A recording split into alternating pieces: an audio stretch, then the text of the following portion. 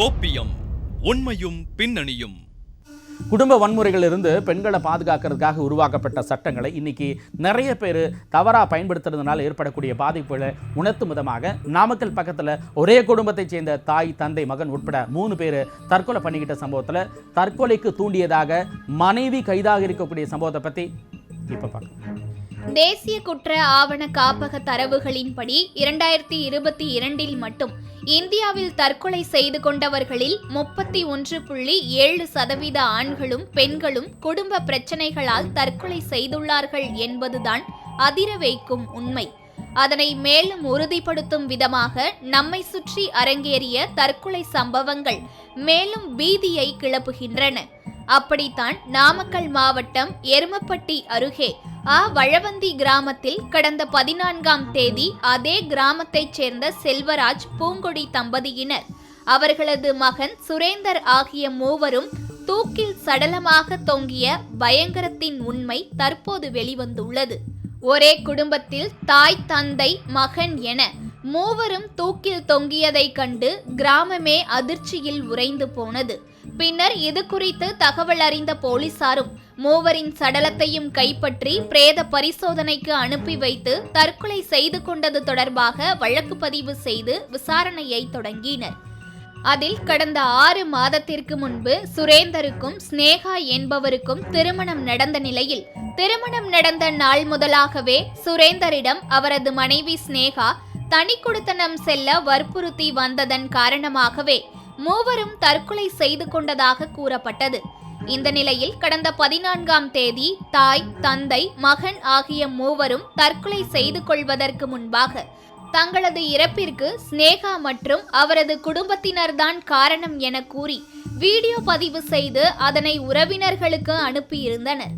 அந்த வீடியோ பதிவுகள் சமூக வலைத்தளங்களில் வெளியாகி பெரும் அதிர்ச்சியை ஏற்படுத்தியது. மே 26ஆம் தேதி எங்கள் அண்ணனுக்கு கல்யாணம் ஆச்சுங்க சார். இன்னையோட 6 மாதம் ஆகுதுங்க சார். அந்த 6 மாதத்தில் எங்கள் அண்ணனுக்கு பண்ணாத கொடுமை இல்லைங்க சார். எவ்வளோ கொடுமை அந்த பொண்ணு வீட்டுக்காரங்க ரொம்ப கொடுமைப்படுத்தியிருக்காங்க சார். எப்போ பார்த்தாலும் தனி கொடுத்துன போகணும். சரி, எங்கள் அம்மா ஒரு பையன், எங்கள் பெரியம்மா ஒரு பையன் தானே வச்சுருக்காங்க. சரின்னு சொல்லிட்டு அவங்கள ஒரு வீட்டையே 2ஆக பிரித்து இந்த பக்கம் இருந்து அந்த பக்கம் போக முடியாது. அது மாதிரி தாங்க சார் அவங்களுக்கு பிரித்து 2 வீட்டையும் பிரித்து அவங்க அங்கே இருந்தாங்க, இவங்க இங்கே இருந்தாங்க சார். அப்போவும் அந்த பொண்ணு அடங்காமல் எங்கள் அண்ணனுக்கு மன உடைச்சல், சின்ன விஷயத்துக்கு எல்லாத்துக்குமே மன உடைச்சல் கொடுத்து எங்கள் பெரியப்பா, எங்கள் பெரியம்மா, எங்கள் அண்ணன் 3 பேராலையும் தலை காட்டவே முடியலைங்க சார். வேலைக்கு கூட போகாமல் வீட்டிலே தாங்க சார் இருந்தாங்க.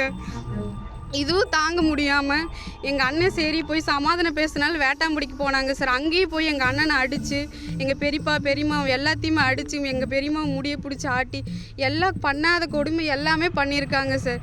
யாருமே கேட்க ஆள் இல்லைன்னு இவங்க எல்லாத்துக்கும் தெரிஞ்சுக்கிச்சிங்க சார். அதனால இவங்க ஒரு ஆட்டோ, எப்போ பார்த்தாலும் ஒரு ஆட்டோ ஆளுங்க வந்து எங்கள் பெரியம்மாவோட வீட்டில் வந்து எங்கள் அண்ணனை எல்லாத்தையுமே உனக்கு கேட்க யாரும் இல்லை, அதனால் உங்களை நான் என்ன பண்ணுறேன்னு மட்டும் பாரு அப்படின்னு சொல்லிட்டு ரொம்ப டார்ச்சர் பண்ணியிருக்காங்க சார். இவங்க வந்து ஒரே பையனை வச்சுருக்கோமே, நம்ம பையன் வாழ்க்கை இப்படி போச்சேன்னு சொல்லி ரொம்ப மன உடைச்சலாகி அவங்க வீடியோ எனக்கு அதுக்கு முன்னாடினாலும் எங்கள் எல்லாத்துக்கிட்டையும் பேசுனாங்க சார். இந்த மாதிரி என்னை ரொம்ப கொடுமைப்படுத்துகிறாங்க. சரி, நாங்கள் இருங்க, நம்ம காலையில் போய் போலீஸ் பார்க்கலாம் அப்படின்னு சொல்கிறதுக்குள்ளே இவங்க எங்களுக்கு எங்கள் சாவுக்கு காரணம் இவங்க தான் சொல்லிட்டு எங்களுக்கு வீடியோ அனுப்பி இவங்க இறந்துட்டாங்க.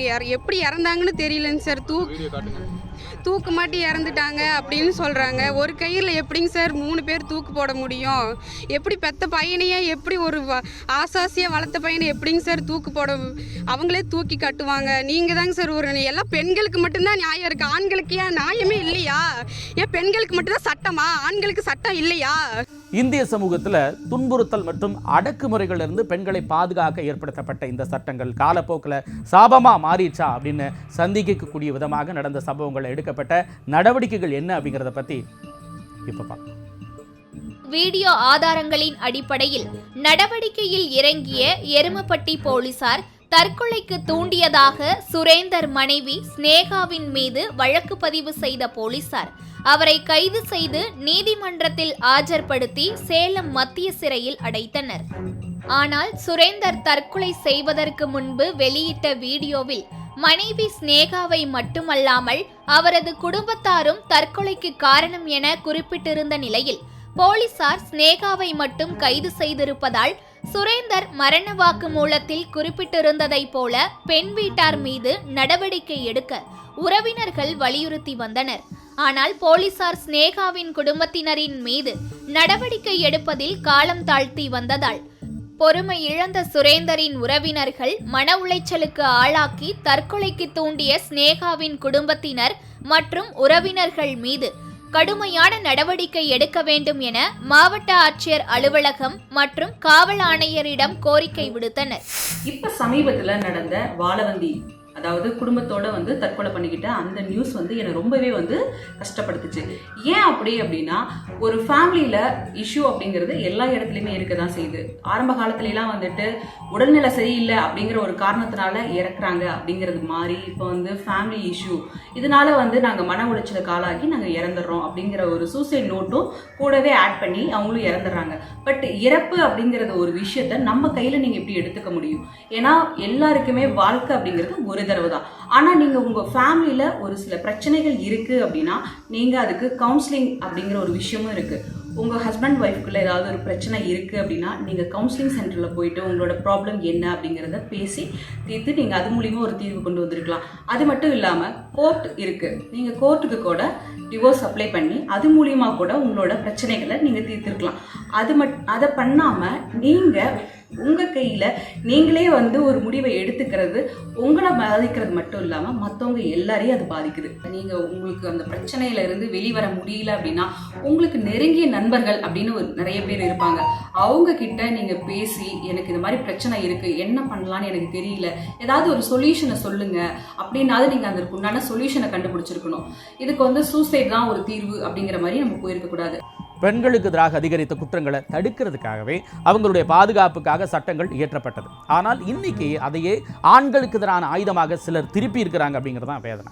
அதே நேரத்தில் எதற்குமே தற்கொலைங்கிறது தீர்வாகாது அப்படிங்கிறதுனால தற்கொலைகளை தடுக்கவும் அந்த எண்ணத்தையே தடுக்கவும் மனநலம் சார்ந்த பிரச்சனைகளுக்கு தீர்வு காண 24 மணி நேர மாநில தற்கொலை தடுப்பு உதவி மையத்தை 104 மற்றும் ஸ்னேகா தற்கொலை தடுப்பு உதவி மையம் 0424640050 ஆகியவற்றை தொடர்பு கொள்ளுங்கள். தற்கொலைங்கிறது எதற்குமே தீர்வு கிடையாது.